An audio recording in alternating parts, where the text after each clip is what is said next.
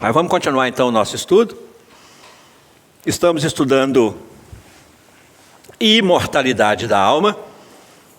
No nosso primeiro momento de hoje, nosso primeiro vídeo de hoje, nós conversamos sobre imortalidade da alma, vida futura e plano espiritual.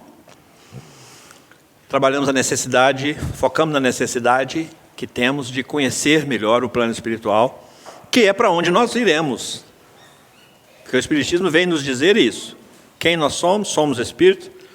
De onde nós viemos? Viemos de lá, do plano espiritual.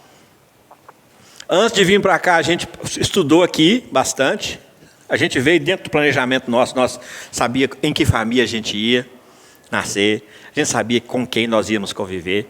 Nós sabíamos, estávamos desejosos e agora estamos adentrando uma casa espírita. Fazia parte do nosso planejamento. Nada acontece por acaso. Então, de lá para cá, nós, a nossa preocupação aqui, porque nós estávamos lá no bem bom, no plano espiritual, completamente solto, né? Livre, leve e solto.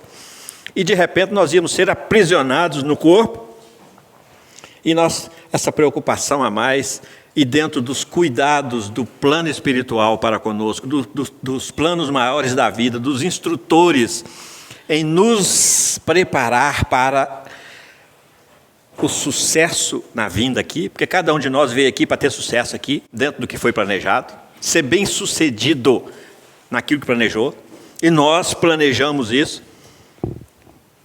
Eu não gosto, eu tenho dificuldade com a minha mãe, tenho dificuldade com o meu pai, eu tenho dificuldade com os meus irmãos, com um dos meus irmãos eu tenho dificuldade, isso não é por acaso. Nós estamos aqui para reconciliarmos uns com os outros, e viemos do plano espiritual, estamos aqui, e vamos voltar ao plano espiritual. E da mesma forma que nós procuramos conhecer aqui o plano físico, vindo de lá, nós precisamos de começar a conhecer dentro dessa imortalidade que nós já estamos reconhecendo, internalizando em nós, que nós somos imortais, e que nós vamos voltar para lá. Então o primeiro momento nosso de discussão foi no sentido de nos esforçarmos, de procurarmos, de nos interessarmos, de nos sensibilizarmos mais por conhecer o plano espiritual, que está dentro desse exercício dessa vida futura, que é para lá que nós vamos, e que nós temos um repórter do plano espiritual, nos trazendo informações de lá, muito concretas, quase palpáveis, e que são completamente coerentes com a soberana justiça e misericórdia de Deus. Justiça, sim, mas misericórdia também. Misericórdia, sim, mas justiça também. Que a gente às vezes pensa que é só um, mas é os dois, e é simultaneamente. E é de acordo, temperado, repleto de amor divino. Então nós sempre não tenhamos medo, tenhamos coragem de adentrar o plano espiritual pelas vias do pensamento, do conhecimento, para que a gente vá conhecendo melhor, para na hora que chegar lá a gente não dá trabalho, tanto trabalho. E não ter também tanto trabalho nesse processo de adaptação, porque isso é acelerar a nossa caminhada. Tranquilo isso, gente? Então, agora vamos caminhar aqui, nessa inter-relação entre o princípio fundamental e imortalidade da alma e os demais. Ainda está faltando a gente conversar sobre mediunidade, influência dos espíritos na nossa vida e ação dos espíritos da natureza. Mediunidade, nas obras básicas, aparece como comunicabilidade entre os espíritos. Isso quer dizer que mediunidade e comunicação são sinônimos. E a gente se comunica como? Então, se a gente entrar aí pelas vias dos critérios e métodos de comunicação, nós vamos varar a noite, estudando comunicação. E da mesma forma, Na hora que nós chegarmos aqui em mediunidade, que vai ser daqui a pouquinho, né? Um mês ou 2 talvez, aí nós vamos estudar os tipos de mediunidade. Os recursos que são disponibilizados para cada criatura, para que ela se comunique com o plano espiritual. E nós estamos nos comunicando com o plano espiritual constantemente, e vamos continuar nos comunicando constantemente, porque nós somos imortais, e não há uma barreira, não há um fechamento, não há uma cela, não há um anteparo entre nós e o plano espiritual. Não há um plano espiritual lá e um plano físico cá, ou um plano físico cá, ou um plano espiritual cá, um plano físico cá. Está tudo assim. Nesse exato momento, companheiros de caminhada que já estão desencarnados, ou que estão desencarnados, estão aqui nos influenciando continuamente. Quando nós estamos no ponto do ônibus, não estamos sozinhos. Quando nós estamos dormindo, não estamos sozinhos. Quando estamos pensando, quando estamos trabalhando, quando estamos estudando, sempre. E nós temos aquele que é específico à nossa disposição, que é o nosso amigo espiritual, que é o nosso anjo da guarda. Anjo segundo o nosso imaginativo, né? Que a gente quer sempre um anjo à nossa disposição. Mas já pensou, tinha que ter muito anjo um para cada um, né? Deve ter, a gente não sabe se tem, não vamos entrar nesse mérito. Mas vamos trazer para a realidade. Nós merecemos ou necessitamos de um anjo à nossa disposição? Anjos são espíritos lá, assessores da divindade de Deus, em que tem tarefas que envolvem ação coletiva. Aqui não, aqui é individual. É tomar conta de mim. Tem um espírito tomando conta só de mim. Que é o meu anjo de guarda, que eu chamo de anjo de guarda. E quem que ele é? Ele é um espírito que tem uma visão maior do que a minha. Ele está mais no meio da montanha, ou lá para cima da montanha, e eu estou lá caminhando lá no pé da montanha. Ele tem condições de me orientar, porque ele conhece o lado espiritual e conhece o lado material, está com o lado espiritual em descoberto, livre na sua mente, e ele pode nos orientar com muito mais propriedade. Mas não, sem para isso ter que ser anjo.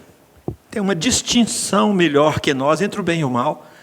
Porque qual que é o trabalho dele? Nos orientar, nos direcionar, nos amparar, nos intuir, e ele tem méritos para isso, e adquire mais méritos com essas tarefas. Isso é uma tarefa dele. Ele evolui se ele tiver sucesso. E quando nós damos trabalho demais para ele, aí que ele evolui mais rápido ainda se ele tiver sucesso e continuar nos revertendo. Então, não é por isso que a gente vai começar a dar trabalho mais, né, para eles, né? Não tem que ser camarada com eles desse jeito. Mas o que nos cabe? Facilitar o trabalho deles um pouco. Porque a gente dá um trabalho danado para eles. Sabe qual que é o maior trabalho que nós damos para eles? A maior dificuldade que nós geramos nessa influência espiritual deles sobre a nossa vida? Qual que é o maior de todos os dificultadores? A nossa falta de conexão com eles. A nossa indiferença. A nossa desatenção. A nossa falta de sintonia com ele. Muitas vezes nós estamos caminhando por um caminho que não nos será bom. E ele está saltitando na nossa frente, igual um sinalizador de avião. Vocês já viram o sinalizador de avião lá no pouso? Vocês já viram? Fica lá com aquelas luzinhas lá. O nosso anjo da guarda, eu fico imaginando ele com aquelas luzinhas lá. Não vai não. Ele vem para aqui, vem para aqui. Só que o piloto está sintonizado naquilo lá e ele segue. É sucesso. Mas a gente não está sintonizado. Bate o avião.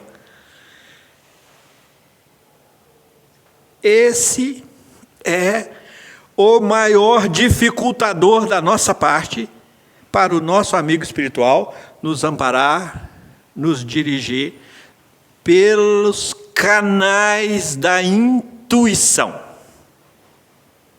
Porque nem todo mundo tem mediunidade ostensiva.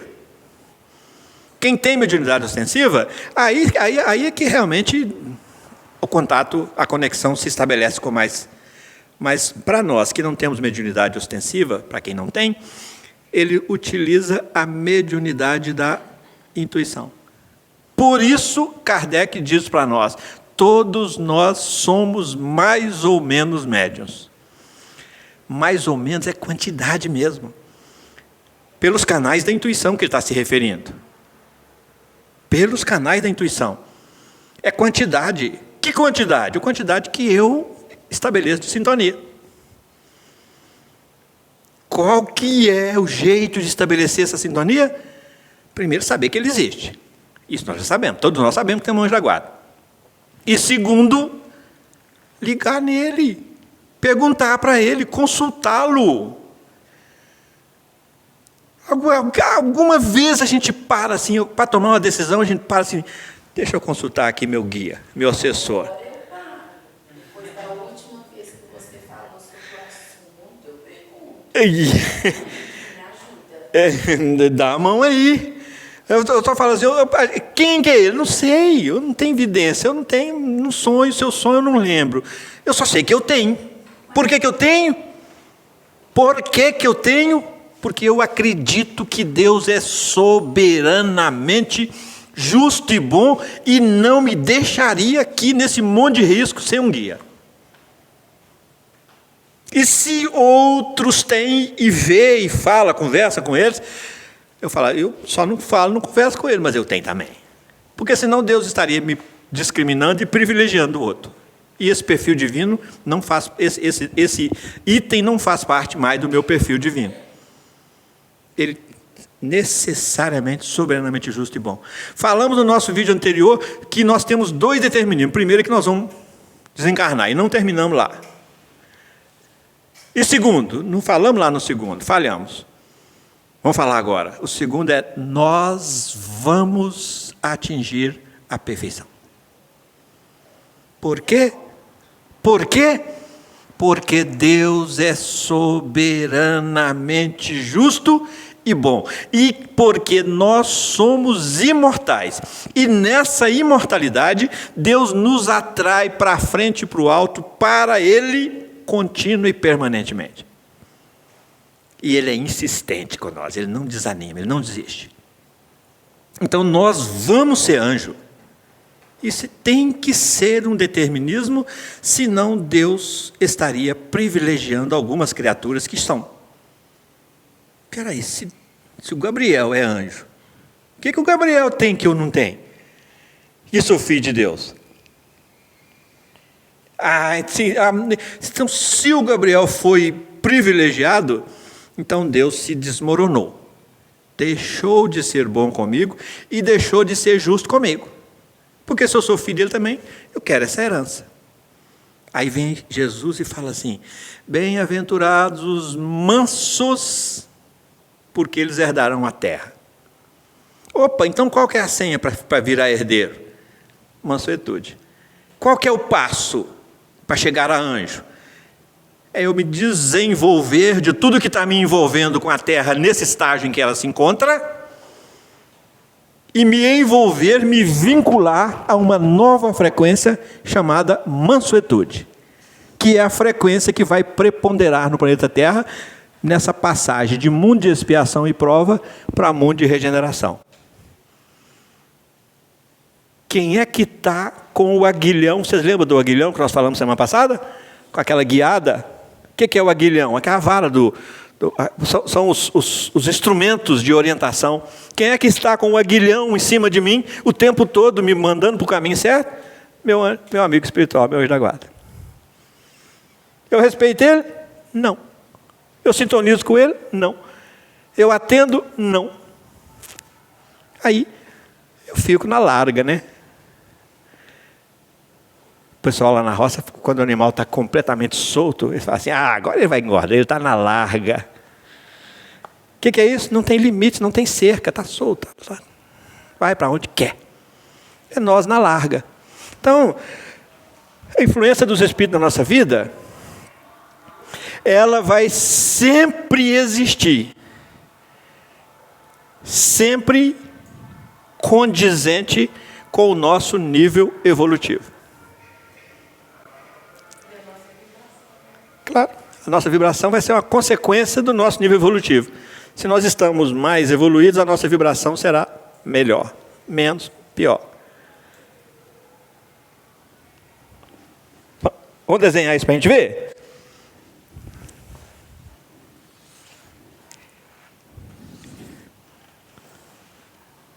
Tem sido muito debatido nos últimos tempos ser cristão e ser cristão. Com maiúsculo e minúsculo, só para diferenciar. O que é ser cristão? Tem sido muito comentado isso ultimamente. Principalmente nos campos de eleição de políticos. O que é isso? Valores. Coerência. Com quem? Com o Cristo. Onde? No Evangelho.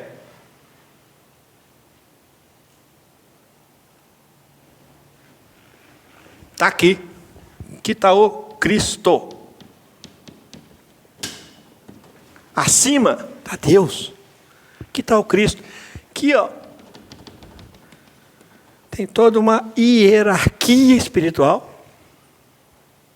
O Cristo é tutor disso aqui tudo. Onde estiver dois ou mais reunidos, eu estarei. Ele é tutor de todos. Mas ele não faz isso sozinho. Ele tem os seus assessores. Ele tem os seus seguidores. Ele tem os seus afins. Afim de afinidade. Então, ser cristão é ter afinidade com Cristo. Sereis reconhecidos como meus discípulos pelo muito vos amardes uns aos outros. Quem ama não desrespeita. Quem ama não humilha. Quem ama não violenta. Quem ama. Então, nós estamos falando de influência espiritual na nossa vida. Essa influência espiritual é aqui, onde quer que nós estejamos. Nessa imortalidade de alma, isso aqui não tem limite, não é só um gráfico para nos mostrar essa abrangência, esse alcance dessa influência espiritual. Os planos maiores da vida, aqui, são os cristos que estão a serviço, sintonizados, afinizados, são ministros de Deus. Onde? No universo. E esses aqui têm os seus ministros. Onde? Nos mundos onde eles atuam, dos mundos pelos quais eles são responsáveis. Deus não atua sozinho. Deus não opera. Deus opera através dos homens, dos espíritos, dos homens no mundo material, porque Deus, aqui também nós podemos trazer, Deus, espírito e matéria. Então Deus atua através dos homens na materialidade, através dos espíritos na espiritualidade. É a trindade universal. Aí vem o espiritismo, Deus, religião, espírito, pensa, sente, filosofia, matéria, ciência. Aí nós vamos tendo a visão macro, a ideia do todo, do que é o espiritismo, do espírito do espiritismo na nossa vida, na nossa religião, no nosso pensamento, no nosso comportamento, no nosso progresso de lida com a materialidade, influência da ação dos espíritos na natureza. Gente, Jesus cuida do planeta. Alguns discípulos do Cristo, espalhados nessa hierarquia, cuida de determinadas naturezas da natureza. Determinados galhos, ramos da natureza, específicos. Tem um que vem para aqui para a homeopatia, tem outro que vem para a ciência mecânica, tem outro que vem pela física, tem outro que vem pela física quântica, tem outro que vem, tem outro que vem, tem outro que vem, tem outro que vem e faz um corpo voar, cria um avião. Tem outro que vem com uma inteligência que cria um sistema que engloba todo o planeta, chamado internet. São trabalhadores do Cristo para facilitar essa comunicabilidade. O que nós fazemos com isso?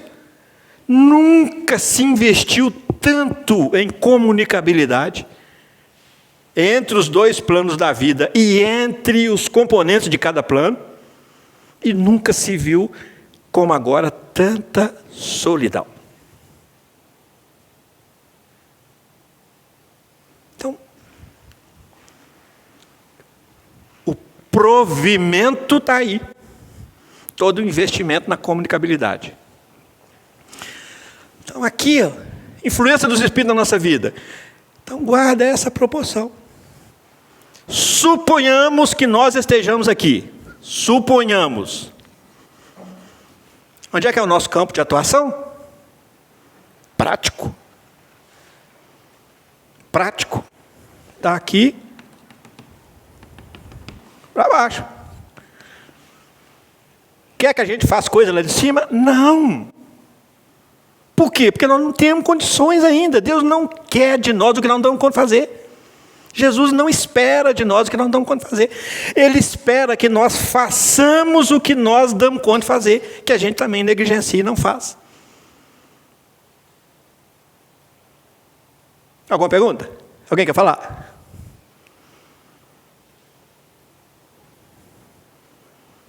Está apertando? Qual que é o meu campo de ação? Aqui. O que é preciso aqui? Consciência, responsabilidade, boa vontade. Para fazer o que nós viemos. Agora a gente cheio de orgulho, eu não vou fazer, eu quero fazer coisas grandes. Aí vai querer fazer coisa grande, não dá conta de fazer, atrapalha-se todo. O que nós podemos fazer daqui para cima? Um monte de coisa. Mas que não são práticas, não são consequência das nossas ações, da nossa atividade material, encarnado. Podemos orar? Podemos. Podemos contribuir com a energia? Podemos. Podemos conhecer isso aqui? É o que nós estamos sendo convidados agora. Tem repórter de lá para cá nos informando, com muitos livros para a gente ler. Mas assim, desenhando, pintando, colorindo o plano espiritual para nós. Isso nós podemos ir lá conhecer. É isso que nós estamos falando no vídeo anterior e nesse agora. A necessidade da gente procurar para poder achar. Bater para poder se abrir a porta. Nós vamos chegar do lado de lá, completamente desinformado.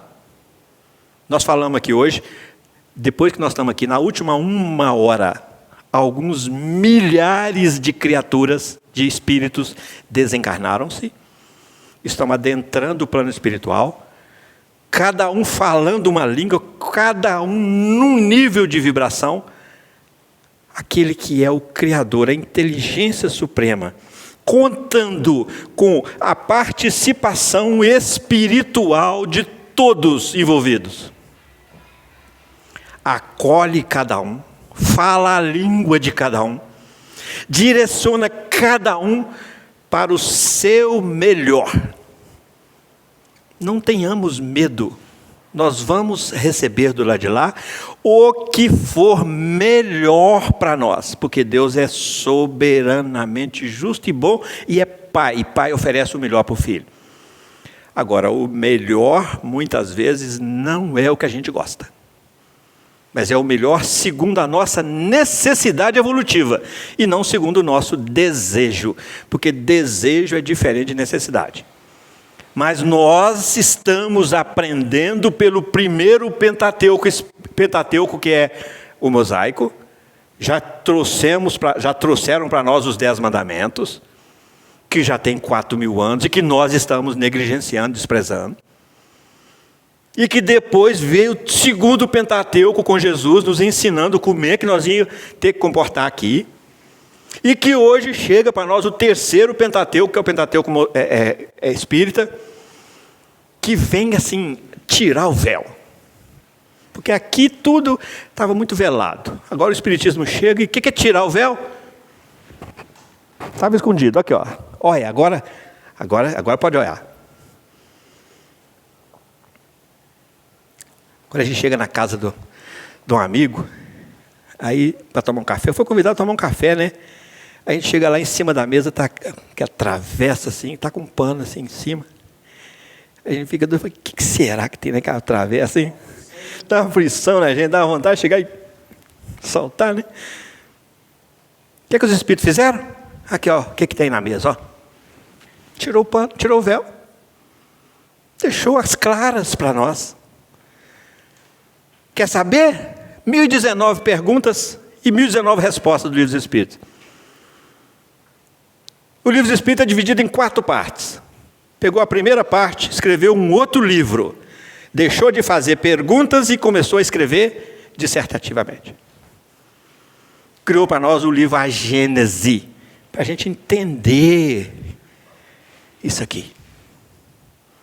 Segunda parte. Deixou de fazer perguntas dentro dessa relação de comunicabilidade, de inter-relação entre o plano físico e o plano espiritual. O mundo espírito, o mundo espiritual. Aí os espíritos vêm, faz um livro dos médiuns. Como é que eu comunico? O que eu preciso fazer para comunicar?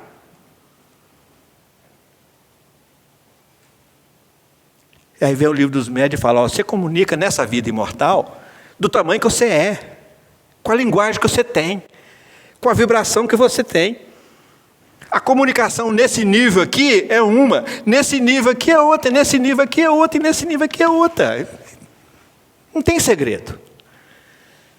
Vai, fala. Entra em sintonia, descobre o que tem lá.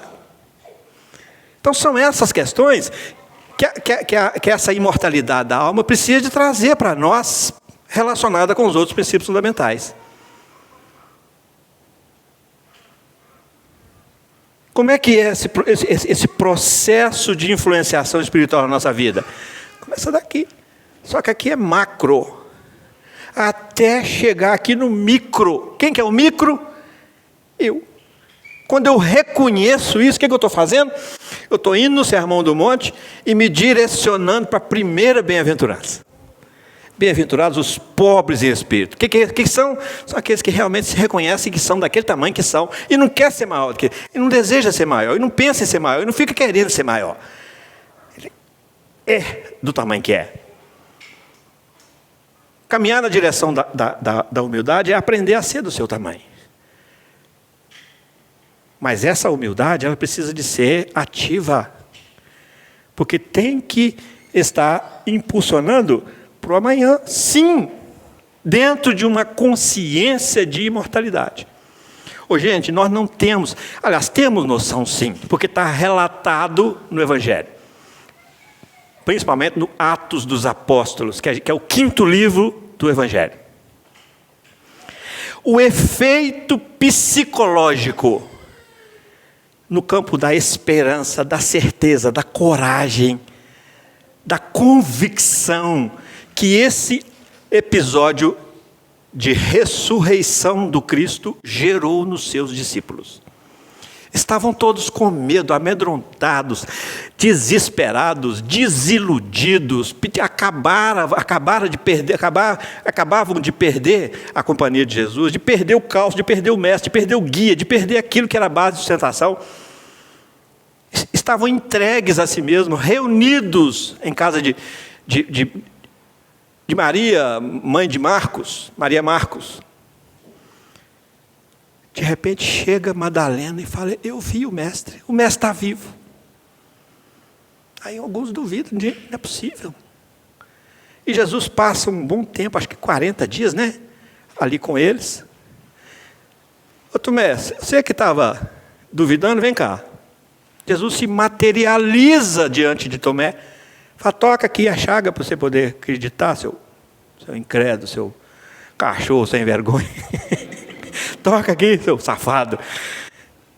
Jesus se materializa para ele, para trazer para nós uma convicção. E a gente lê isso lá no Atos dos Apóstolos e entra aqui, sai aqui, entra. O que eu faço com isso? Chega para Maria e fala para Madalena, Madalena corre, mestre, Rabone, vai tentar abraçar. Ele não contém Maria, Madalena. Por quê? Porque ele está ali em perispírito, ele não está materializado. Madalena fosse abraçar, ia abraçar o vácuo. Fala, não me toques ainda. Exatamente, vai com calma que eu não tenho palavra para explicar isso por enquanto, você não sabe nem entender. E assim ele vai, a cada um, ele vai aparecendo para cada um. Pega os seus discípulos a caminho de Emaús, estavam incertos, inseguros, tristes. Se materializa, se corporifica e vai caminhar com eles. E vai se revelar lá na mesa, na hora de repartir o pão. E fala, uai, é o mestre. Porque era muito peculiar a forma dele repartir o pão. Então, isso é um grito de imortalidade para a ressurreição do Cristo. De imortalidade para nós, para todos nós, para as nossas consciências, para os nossos corações, para a nossa inteligência, para o nosso discernimento. Mas eu preciso de parar e tirar proveito disso, internalizar isso aqui. E fazer com que isso, gente, tem sido muito repetido. Fazer com que isso estabeleça pontos de mutação no meu processo de construção de fé. Porque senão nós vamos continuar fazendo e acreditando no mesmo, fazendo mais do mesmo e continuar construindo e consumindo mais do mesmo. Mesmo comportamento, mesmo resultado. O Espiritismo chega como construtor de pontes de ligação, de entendimento. Como estabelecedor de pontos de mutação no nosso entendimento. Para que novos caminhos vão surgindo. Para que novas portas vão sendo abertas. E para que aquelas portas que nós fechamos com a nossa ignorância, a gente volta lá e abra. Para a gente passar e para as outras criaturas também passarem. Então, imortalidade da alma, vida futura, plano espiritual, mediunidade, influência do Espírito na nossa vida, está tudo amarrado assim. Ação dos Espíritos da natureza. Será que a gente acredita mesmo que na natureza as coisas surgem assim? Tem aqui os co-criadores do Cristo aqui também, no campo da natureza. Surge uma flor nova, ela surgiu do nada. O nada não existe, o nada não resolve, não realiza nada. Alguém plasmou aquela planta, aquela flor. Gente, tem flores que só o mesmo Espírito, cá de cima, que dá conta de fazer aquilo, né? Agora tem umas florzinhas, aqui já faz, aqui mais embaixo já dá conta de fazer. Fazer como, gente? Manipulando fluidos, plasmando, utilizando e estabelecendo caracteres pautados na lei divina para que aquela flor se reproduza igualzinho que nem que ela é. Quem compra uma rosa príncipe negro, ele compra ela príncipe negro aqui, no São Paulo, na China, príncipe negro. Por quê? Porque ela é estabelecida com base em leis divinas imutáveis. Influência do Espírito na nossa vida. Como é que nós vamos melhorando nesse nosso processo de criatividade e de atividade na natureza? Na nossa imortalidade da alma, evoluindo, conhecendo, O intelecto é o básico para o moral. Quanto mais moralizada é a criatura, mais moralizada será a sua influência na natureza. Você mata, você desmata, você mata, desmata, queima, destoca, prende.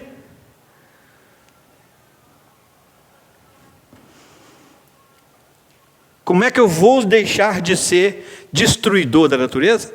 Evoluindo. Como, quando? Imortalidade da alma. A gente vai conversando e vai vendo que está tudo ligado, está tudo fechado, está tudo amarrado.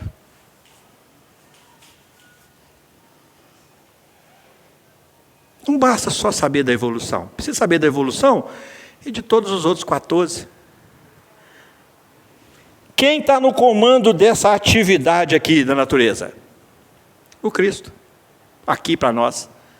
Para o universo, Deus. Uai, mas então por que Jesus deixa destruir? Livre-arbítrio. Livre-arbítrio. Nem Deus interfere na nossa liberdade, no nosso livre-arbítrio. Ele educa, ele investe, para que a gente se eduque. O que é educação? Está lá na questão 685, Livro dos Espíritos. Educação é o conjunto dos hábitos adquiridos. Como é que eu vou adquirir hábitos tão de acordo com a lei divina que eu chegue a um espírito perfeito? Como eu vou fazer isso? Nessa imortalidade. Quanto tempo eu vou gastar? Milhares, milhões de anos? Ah, não quero não, tá? É muito trabalhoso. É muito longe, é muito difícil. Não tem para onde fugir. Por que não tem para onde fugir? Você não morre.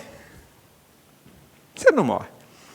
E quanto mais você pega a mãe, e quanto mais você tenta fugir, mais você sofre. Por quê? Porque isso é uma obstacularização à lei de progresso. E toda vez que a gente coloca qualquer obstáculo sobre a atividade de qualquer lei divina, isso dói em nós, como consequência. Lei de causa e efeito. Vamos alongar muito não, esse assunto aqui é para o resto da nossa eternidade. E nós hoje vamos, então, dando como quase tudo dito, né, sobre a imortalidade da alma, no relacionamento com os outros princípios fundamentais, para que a gente avance. Vamos voltar a falar de imortalidade muitas e muitas vezes durante o nosso encontro, porque o processo é esse, relacionar com os outros. E na próxima nós vamos falar de vida futura. Vida futura. E fazer essa ligação com os outros princípios fundamentais. Tá bom? Muito obrigado, muito boa noite a todos. Que Jesus continue nos abençoando e nos dando cada vez mais oportunidades e nos trazendo cada vez mais conhecimento para que a gente, no exercício do nosso livre-arbítrio, possa fazer as mudanças necessárias, desejadas, esperadas e confiadas pelos planos maiores da vida. Eles sabem que nós vamos fazer, mas deixa para nós quando fazer. Fiquem com Deus. Boa noite.